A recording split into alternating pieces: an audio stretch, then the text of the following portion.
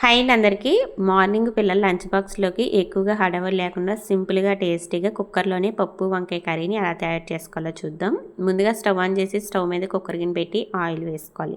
Oil heat అయిన తర్వాత ఒక 4 వెల్లుల్లి రెబ్బలు దంచేసి వేసుకోవాలి. అలాగే 1/2 టీ స్పూన్ జీలకర్ర, 1/2 టీ స్పూన్ ఆవాలు, 1 టీ స్పూన్ వరకు శనగపప్పు, మినపప్పు వేసుకోవాలి. అలాగే 2 ఎండుమిర్చి కూడా వేసుకొని ఇవన్నీ కొంచెం బాగా ఫ్రై చేసుకోవాలి.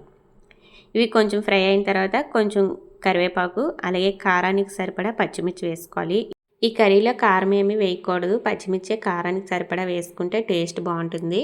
పచ్చిమిర్చి కరివేపాకు కొంచెం ఫ్రై అయిన తర్వాత సన్నగా పొడవుగా కట్ చేసిన ఆనియన్స్ కూడా వేసి కొంచెం బాగా ఫ్రై చేసుకోవాలి. ఇలా ఇవన్నీ ఫ్రై అయిన తర్వాత ఇప్పుడు సన్నగా పొడవుగా కట్ చేసిన వంకాయ ముక్కలు వేసుకోవాలి. వంకాయ ముక్కలు కట్ చేసి కొంచెం సాల్ట్ వాటర్లో వేసుకుంటే వంకాయ ముక్కలు త్వరగా నల్లబడకుండా ఉంటాయి. వంకాయలు కొంచెం ఫ్రై చేసుకున్న తర్వాత ఒక 3 టమాటాలు తీసుకొని చిన్న ముక్కలుగా కట్ చేసి టమాటాలు కూడా వేసుకోవాలి.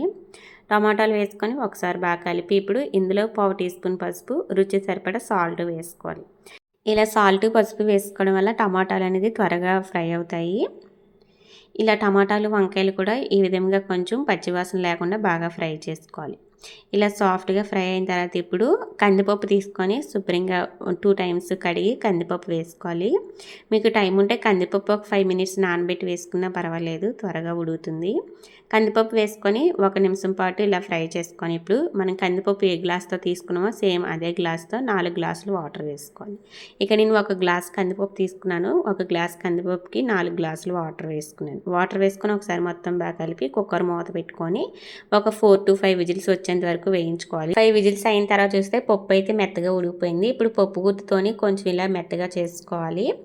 ఇలా కొంచెం మెత్తగా చేసుకుంటే సరిపోతుంది, మరీ ఎక్కువగా చేయకూడదు. ఇప్పుడు సన్నగా కట్ చేసిన కొత్తిమీర ఉంటే కొత్తిమీర వేసుకొని ఒకసారి కలిపి స్టవ్ ఆపేస్తే పప్పు వంకాయ కర్రీ అయితే రెడీ అయిపోతుంది. టేస్ట్ అయితే చాలా బాగుంటుంది, తక్కువ టైంలో ఈజీగా చేసుకోవచ్చు. వీడియో నచ్చినట్లయితే లైక్ చేసి కామెంట్ చేయండి. అలాగే ఇలాంటి మరెన్నో వీడియోస్ కోసం మన శ్రావణి కర్ణం కిచెన్ ఛానల్ని సబ్స్క్రైబ్ చేసుకోండి. Bye bye.